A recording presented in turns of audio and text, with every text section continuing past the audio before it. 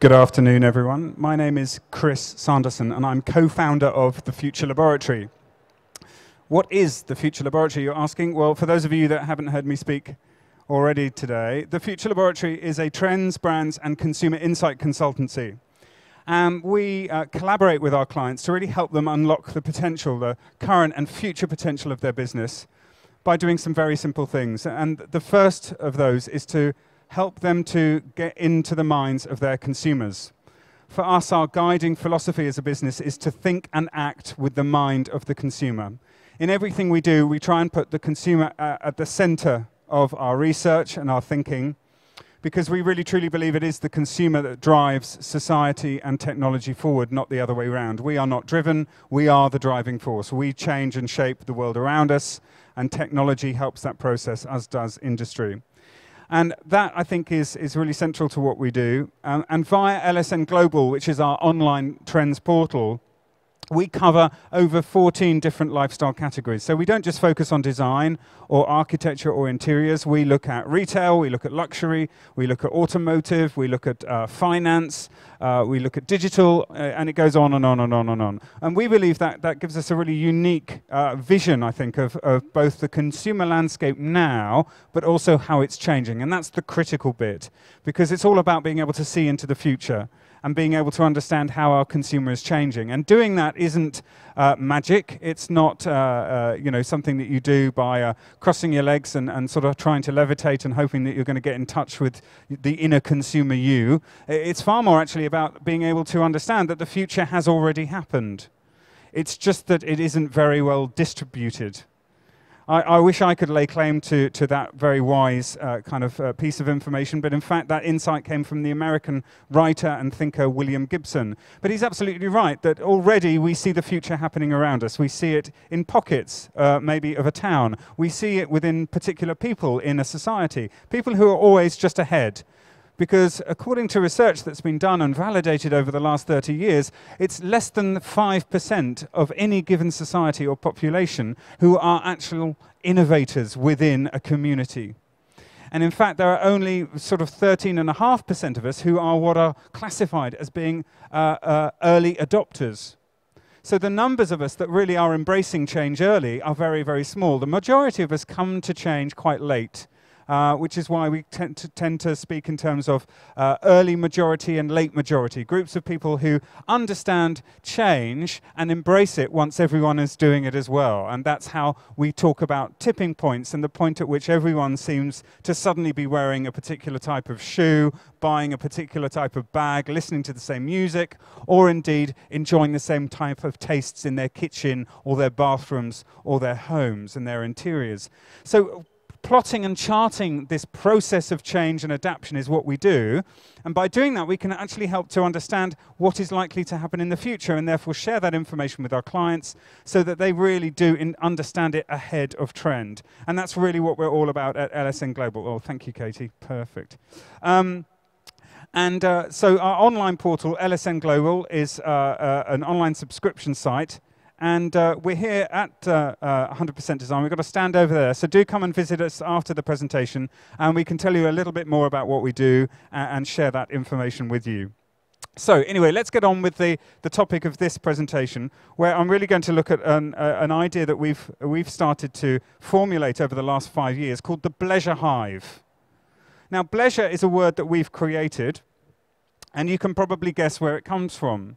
It comes from business and leisure. But I was very interested the other day because I actually Googled Bleisure, and there are now over 25 pages on Google about the idea of Bleisure. So clearly it's taken on, and I think it has, because it really touched a nerve when we came up with the word of understanding the shift that we're seeing in the way that people are thinking. And to demonstrate that, I've got a quote here from Martin Lindström, who's a Swedish brand futurist. "We are no longer simply business people at work and private people at home. People are checking personal emails at work and work emails at home. The lines between work and play are merging on all levels."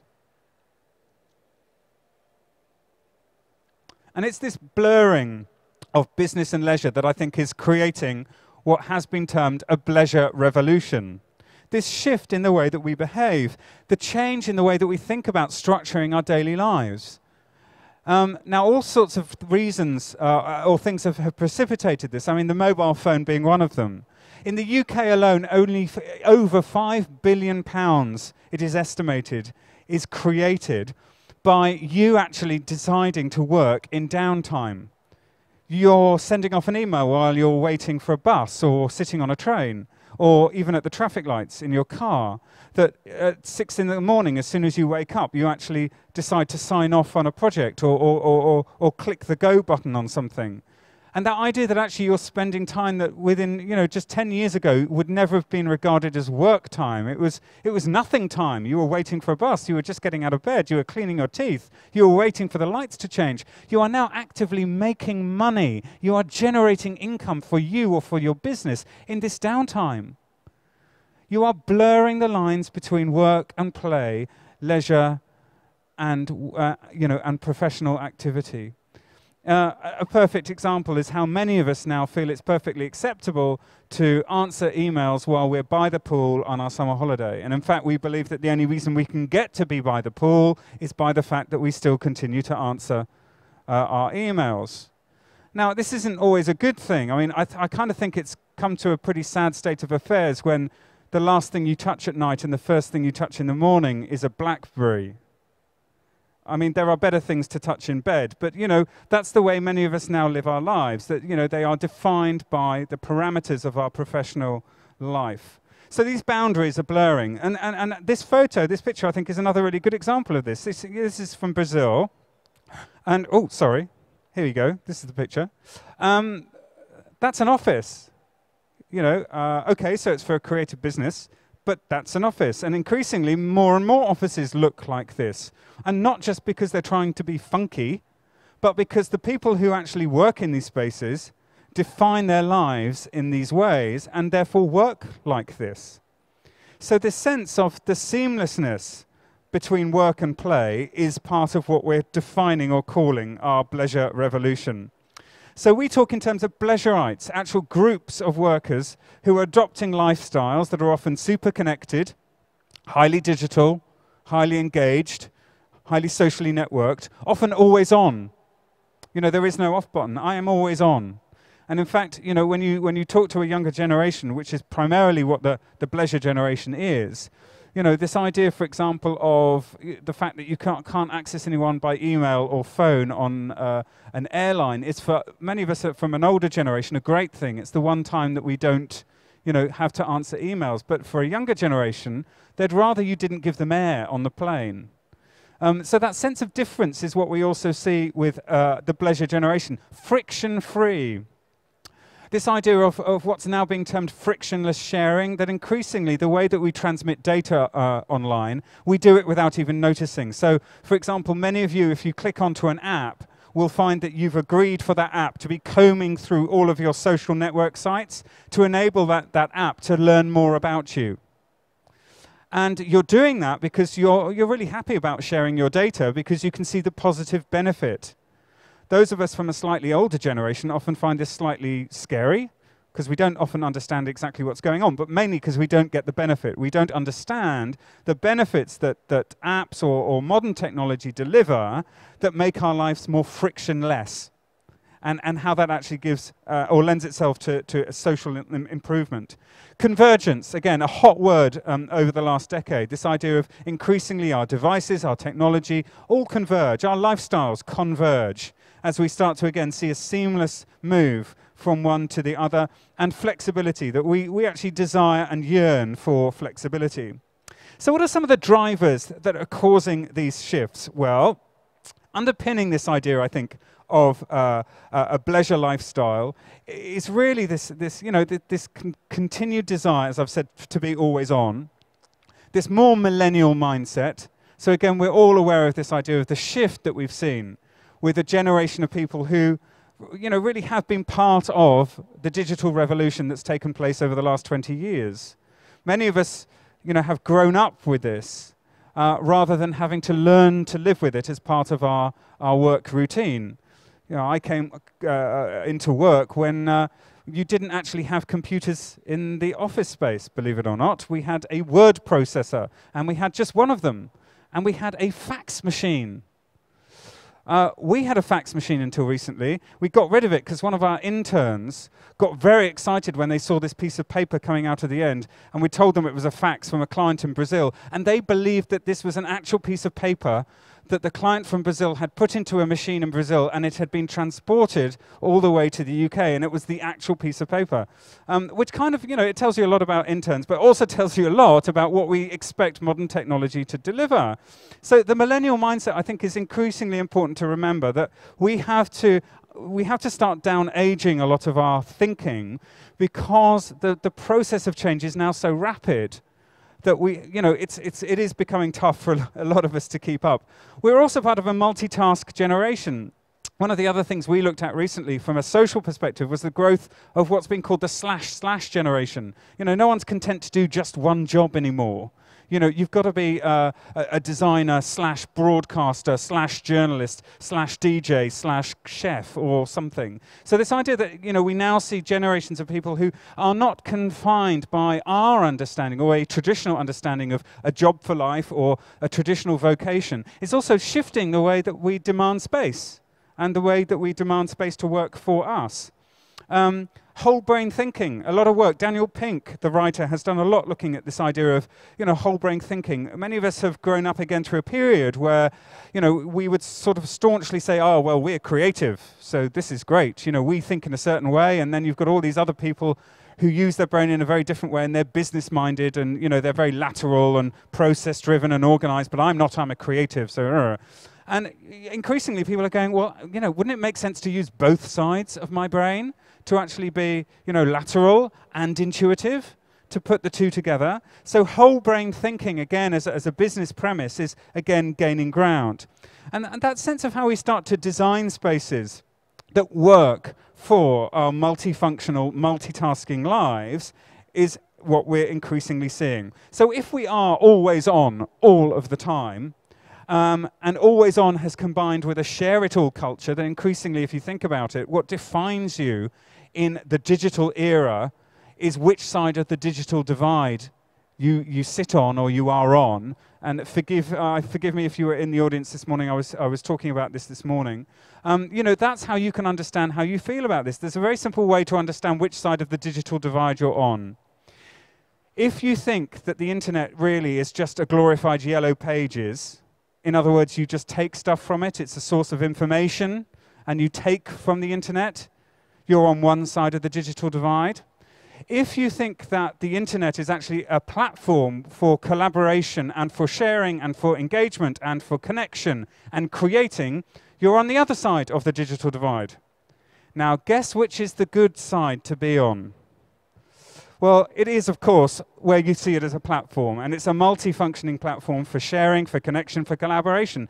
But of course, that means that you have to be prepared to share and to engage. So your sense of all those issues that surround data or privacy are very different from somebody who simply uses the internet to take and isn't necessarily putting anything back up in its place. Now, whilst no one is ever that simplistic, we all sit somewhere in between often. I think you get the point, which is that there's a major driving force coming up behind the early development of the web, which is all about collaboration and connectivity. Just some stats here. 81% of UK smartphone owners have their device switched on all the time. It's never off. There is no off button. That affects the way you think about your life. There is no off button. I'm always on. 80% of Europeans use smartphones and tablets to work online in the living room while participating in family activities. Yes, I'm looking after my kids, but I'm also solving a problem.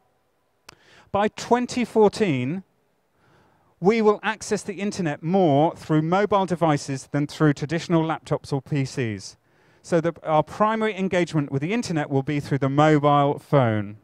So it's wherever we go, whenever we go. And that's a mindset shift. It's a massive mindset shift because it changes the way that we behave. So if we look for a moment at our study group, our tribe, if you like, the ones that we can examine in a kind of anthropological way, we have to think about the millennial mindset. So let's put ourselves in the place of the millennial and try and get under their skin a bit. They're going to be born between about 1982 and 1990. That's scary for some of us in this room. The millennials that we looked at are highly creative, they're very collaborative, and often very entrepreneurial. Again, it's a shift that we see in the way that they behave. Very tech-savvy, with gadgets almost becoming an extension of their bodies. They multitask, talk, walk, listen, type, and text, and their priorities are simple. They come first. So this sense of understanding, and this is through the words of one of them themselves, a correspondent for 60 Minutes from CBS that we spoke to, I think we begin to get this sense of a multitasking generation that can switch between mediums. Millennials switch between multiple devices and media platforms over 27 times an hour, it is estimated. So you're also multi-screening and multi-functioning. That, you know, it's never about just one single activity. Don't try and get a millennial to unitask. They can't do it. 90% of multi-screeners switch mediums to accomplish a goal. You move from one thing to the next, and you cross them in ways that, again, many of us find quite difficult because it goes against our thinking or norms of business practice. How we use space begins to change because so much of this generation is about working for oneself or doing your own thing in your own time. So the requirements of space within the traditional home start to change. And we've been doing a lot of work on this because, again, if you start to think about the changes we're seeing in the home, if you're talking about a bleisure lifestyle, blurring the lines between business and leisure, you're probably going to be co-opting or opting yourself in for a job that allows you to work at your own time and often in your own space. Well, imagine if there are 3 or 4 of you because you share a household all doing this. The shift that we're going to see in the next decade is going to really dynamically change the need within a household for space. Because many of us are now lucky enough to be able to work from home, but often we only have one home worker at the home at one given point in time. What happens if there are 3 or 4 of them from, say, 3 different generations? You've got an 18-year-old, a 45-year-old, and a 65-year-old who all want to be able to work from home at the same time, demanding privacy, security, and space.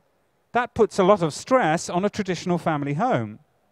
So that idea of how we have to rethink space and rethink how we work and how we use space becomes, I think, hugely important. Now, I mentioned earlier this idea of whole brain thinking. And increasingly, this is the kind of talk that we're beginning to see, this idea that it's about firing up the whole brain, merging the left brain which is traditionally about, you know, kind of very process-driven, lateral thinking, work-driven, with play and creativity, which is a right brain activity. But this idea of how you put the two together is something that's been obsessing a lot of people, from Daniel Pink to Henry Mintzberg, who's at McGill University in the US. The excessive focus on analysis, targets, and number crunching, and the absence of introspection and imagination have resulted in a crisis in management that is partly to blame for our own current financial crisis. So it seems almost as if, even within business, we're beginning to understand that the nature of how we do business has to change and become more creative and become more whole-brained in its approach, which is why we start to see all sorts of offices rethink the types of space that we expect people to work and function in. And this idea of creating spaces that encourage and facilitate conversation, for example, facilitate thinking, and just engage with the worker and the employee in a very different way becomes more and more important. So the impacts that we start to define in the decade to come, I think, become quite clear. The first is what we've called the flexthetic space. We like making up words at the Future Laboratory. As well as, of course, a Bleisure hub or indeed a micro office. So let's kind of look at those in some depth as we start to think about how designers and studios are really rethinking the workspace. The Verbandkammer flexible multifunctional workspace by Nilsen Fluchtfelder. So where does that take us? Well, it takes us to a shift in traditional working patterns. And it takes us, I think, often to really beginning as designers to appreciate the divisions between work and leisure and how they're diminishing. how spaces have to become multifunctional to be relevant to the 21st century user, how they have to be more adaptable in their design to fit new purpose, how they actually have to facilitate collaboration and engagement with the user rather than dictating use to the user. Again, putting the consumer in the forefront and really at the center often of the design process. So that sense of rethinking utility, rethinking how we use space, is something that I think we increasingly see. So this, I think, is a good example. This is a film studio called the Emu Film Studio by Studio Swine. They're the designers. Thinking about using fold-out desks, simple pegboard systems, maximizing what is really a very small office, a 10 square meter space. But for many of us, you know, that's more than we may actually have ourselves. And so this idea of often willfully playful suggestions, redefining the idea of what a traditional office space would look like, is part of what the Bleisure trend is all about. Encouraging spaces, or creating encouraging spaces for work and play. Whether it be for small room meets, this is Innica hands for effect, creating, as it were, small units where you can have a private conversation within a larger office maybe, emphasizing a more casual approach that we're seeing to working. And again, I think that casuality is what's redefining the office environment.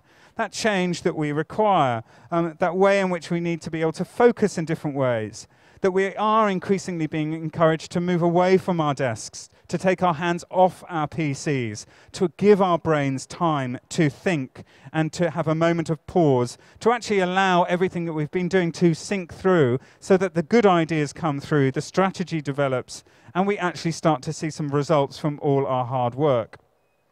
So let's think about some of the consequences that we begin to see from these ideas. There is definitely already happening, and it's gaining ground. This is a small trend, but it's getting bigger and bigger, a new emphasis on the work-life balance. And I think this is also because a generation over 40 strove to develop a work-life balance, and for them often it was a battle.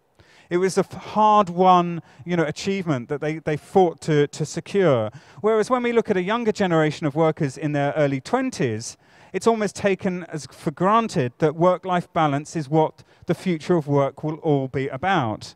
So there's a very different sense as to what work-life balance is all about, I think, for a younger generation. And we'll see that obviously continue over the next decade. And that sense, I think, of how we reward our time spent at work, that we feel good about it rather than simply exhausted, changing again the mentality of the workspace. It's very interesting if you go and look at the business section of any good bookshop. It's where you really begin to get a sense of how work is changing and how our professional climate is changing. And from that, we can start to judge the type of office interiors that businesses will expect in the future. And one of the areas that we've seen a lot of writing about recently has been this idea of sublimity, believe it or not, within the workspace. Both The Economist magazine and the Wall Street Journal have in recent months looked at this idea of creating happiness indexes within the working environment. So increasingly we do see, and companies like Google are often at the forefront of this, we've seen large corporate organizations try to challenge the idea that they are just sort of hives of industry and are not thinking about the welfare or the wellness of their employees. And increasingly, they're also beginning to understand that when so many of us now are just what is now classified as being a knowledge worker. Anyone heard that expression before? Okay, well, I guarantee that most of you are actually knowledge workers. How many of you spend the majority of your day attached to a keyboard? Okay, you're a knowledge worker. Because basically what you're doing is just pushing information digitally around. That's all you do. You might think you're being creative, but let's be honest, you're not really. All you're doing is managing information. And you're a knowledge worker. That's really what we've become. And it's only when we step away from the computer, we give ourselves that moment of pause and reflection, that we often transform ourselves into being creative. I mean, how many times have you had to go to a brainstorm? You know, these awful enforced environments where you're supposed to come up with a great idea in 30 minutes, often in a room with really, really garish furniture, or even worse, with bean bags. It just doesn't happen. You know, as we all know, those moments of insight often will come a week or maybe 2 weeks or a month after that meeting to discuss the parameters of a project. And it's actually when you're walking the dog or you're in the shower or you're sitting on the loo that the moment of insight or the good idea comes to you. You know, so I always think you should have a whiteboard in the shower. That's the best place to have a whiteboard, or to have the marker pens to just quickly mark it down on the tiles in your bathroom. But, you know, increasingly larger organizations are actually thinking, yeah, we do need space to think. We do need space to relax. So this is a project done here by Ericsson Skadja Architects, called the Monastery, and it was about, I think this was for Bloomberg actually, about creating a space that was like a chapel, you know, a secular chapel within a large organization that offered a moment of respite, somewhere where you could go in and you could sit down and you could think about what you needed to think about to be better at your job. People want a real and authentic life. This is Alan Moore, who's the author of No Straight Lines, Making Sense of Our Non-Linear World. They understand that their world is richer, and that needs to be nurtured through a spiritual connection to the world. So here we are. Even though we're talking about business, we're talking about a spiritual connection. And I think that's hugely important, and it is something that we begin to see more and more of. I'm sure many of you remember this, the fantastic installation by the Brewery of Brothers last year at the London Design Festival in the V&A space, which I think was a perfect example of how suddenly you can transform a space in a very simple way by interrupting in a counterintuitive way the natural flow, or the prescribed flow really, of what is supposed to happen in that space. Yes, of course, it's a gallery. It's supposed to be about reflection and observation, but you're supposed to do it in a very, you know, very organized, prescribed way. You're supposed to stand there and look at this art in awe. And suddenly they, of course, created this wonderful, huge sort of sofa where people could loll and lounge and reflect in some, I think, really quite interesting and stimulating ways. And that sense of creating time-out zones, of places that allow you to rethink in a different way, is really beginning to catch on in business. So the idea of the pod, or the small space, where you can actually just lock yourself in and just let go, becomes hugely important. As I said earlier, this idea of being a knowledge worker, 50% of a knowledge worker's day is purely spent just managing information. And according to BaseX, which is a US-based business, this results in a loss of ability to make decisions, process information, and prioritize tasks. In other words, the very tasks that we've set ourselves to complete are the very ones that are stopping us from doing what lies at the heart of our jobs, or should actually be what makes us creative and therefore what makes us profitable for either ourselves or the companies that employ us. So we believe that in the future, pleasure lifestyles will actually become the norm. I mean, for many of us, they already are becoming the norm, as work and play become indistinguishable. As actually what drives us forward in life is a happy marriage between the two. Our interiors will increasingly be adaptable and hackable to fit ever-changing uses and purposes, that we expect our offices and the spaces that we use to really change and merge as we change and merge, to be able to move as we move. So we now talk about the modified or the hacked home, taking this word hacking, which is being used for programming, and is used, you know, to define this idea of hacking into a program, changing something that's been defined. And this idea that increasingly as consumers, we want to hack into the pre-designed world and say, no, sorry, you may have designed it that way, but I'm going to use it this way, or I need it to behave this way for me. And that, again, I think is critical, that people will modify, hack, and of course, more and more, download customized plans and formations to create customized interiors to suit the needs of their multi-generational households. And that idea, I think, of allowing for that and encouraging that is really going to be the way forward. So this project, again, really caught our eye. This is by Timo Hildebrandt. And what this designer did was transform a space under the stairs into a partitioned room. And in his latest project, The Ascending Retreat, he's really looked at how you use that space, creating a multifunctional level that could be used for sleeping, for sitting, or for relaxing with a laptop. And that sense of rethinking space is going to be one of the primary requirements of interior design in the decade to come. clearly, obviously, it's always been a focus for many of us, but the desire for space and to get maximum yield from space will be hugely important as we move into the next decade. So this is why the word modular has come back into fashion again, back into vogue, that we start to see, again, the return to modular furniture, something that we've seen at various points over the 20th century, but we're enjoying a return, I think, to the role of modular furniture, whether it be Mima, creating this particular house with movable screens and panels and mats that enabled the family who live there to really shape it according to need, and that idea that need can actually change often quite quickly, to Ralph Sachs working with flexible desk and shelving designs that again allow you to be modular and to structure things the way that you want them to be. So in the Pleasure Hive, living rooms have become conference rooms. Kitchens serve as HQs, and dining tables may need to actually accommodate a global board meeting. And that sense, I think, is beginning to redefine our sense of what home can mean. Again, from Daniel Pink, we often thought of work as something you do to earn money to buy leisure. Work will become a profitable hobby rather than a drudgery. And just again, that slightly counterintuitive way of thinking about the world of work and what it is that so many of us spend so much of our time doing and putting so much of our energy into, I think is really important. That focus, that shift of focus, as we start to even talk about the idea of a post-employment economy, that work lives will change drastically as technology disrupts a myriad of industries. So in the way that we've experienced over the last 20 years, a digital revolution, the impact of which most of us are still really not aware of as it happens around us. We're still very much in the eye of the storm of a digital revolution. We're only really beginning to wake up to the second industrial revolution as our manufacturing really begins to change in some very profound and dramatic ways, as we reassess logistics and the logistical processes that we took for granted in the 20th century that really are now no longer fit for purpose in the 21st century. So, as connectivity improves, offices to some extent may just become relics of a pre-internet age.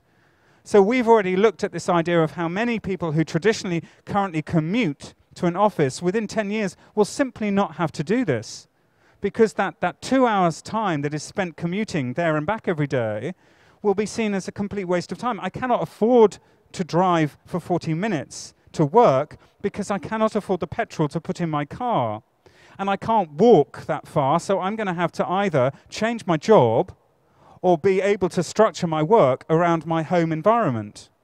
And these are the types of shifts that we'll see. We'll see the emergence of office hubs, that offices will no longer be located in one particular area that we all have to travel to, but a large organization will have many, many hubs across a country where people will go to work. And there could be 20, 50, 150 organizations all using one hub where maybe 3 or 4 employees from one company are hubbed together, but actually sit across a corridor from a totally different company. And that idea of rethinking the pattern of work is part of what the Bleisure revolution is all about. And if we start to throw into this mix the growth of design-it-yourself production, of collaborative production online, created, of course, and spurred on by the growth of 3D printing, of rapid printing, we really start to see different ways that manufacturing changes, and the way that we relate to manufacturing in the home, of course, changes. Many of you will be aware that at CES this year, the first domestic 3D printers went on sale for less than $1,500. So the impact of these is really quite enormous. You know, 10 years ago, a printer was a bloke from Romford. And now a printer is something that sits on your dining table and your kids use it to do their homework. You know, how many people here do not own a home printer? Does it? 2, 3, 4, okay? All right, 5 or 6. You're still in the minority. You get the point. So how long before we all have a 3D printer that's printing stuff for us? And not like just toys or gizmos, things that we really need, like, you know, the fridge door when it breaks. Or, you know, a widget that is missing from, you know, a device, something that you actually require that normally you would have had to either throw that product away or you would have had to send off to Italy to get a replacement part. So increasingly, this shift in terms of a global network of individual workers replacing centralized industries is the critical shift that we begin to see. And so this change, I think, in terms of, can you take the sound out on this? It's really horrid. Thanks. This change in terms of the way that we use the space, it becomes really, really important. And of course, increasingly, the technology allows us to merge in a virtual way with how we use our space also. You know, the changes we're seeing in glass and glass manufacturing, so that glass becomes a space that can be reflective, it can be opaque, it can be translucent, it can carry information, it can do all of these things. You know, so a pane of glass that can act as a TV screen, that can act as a monitor, that can act as a mirror, that can also act as a pair of curtains. This is how we expect to see, you know, connectivity in the future. So, to finish, a few kind of toolkit points, if you like. Use flexible interior design solutions to enable people to shape their homes and offices as they like for their changing needs. So increasingly, if we are involved in office design and office interiors, we really have to listen to those people who are using them every day. And sadly, of course, most of the time we don't. We take a directive from somebody who thinks they know what the employees want, and in fact knows very little about what the future employee wants. So we have to be a lot cannier about ensuring that we're designing for longevity and we're designing for the future office user as well as the office user of today. Can you facilitate frictionless sharing and multi-screening to eliminate technological barriers that limit the Bleisurites? You know, what that means in simple terms is, can you just go with the flow? Can you understand that actually it is about sharing, it's about engagement, and the technology underpins everything that we do? Can you consider an on-off model so users can move between connected and tech-free zones?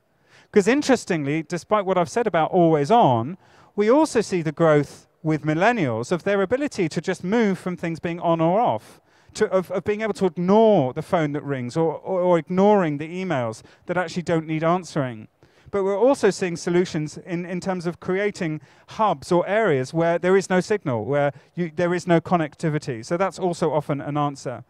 Can we acknowledge the desire for holistic rewards with sublime spaces for work and play? Can we bring sublimity and wonder back into the workspace?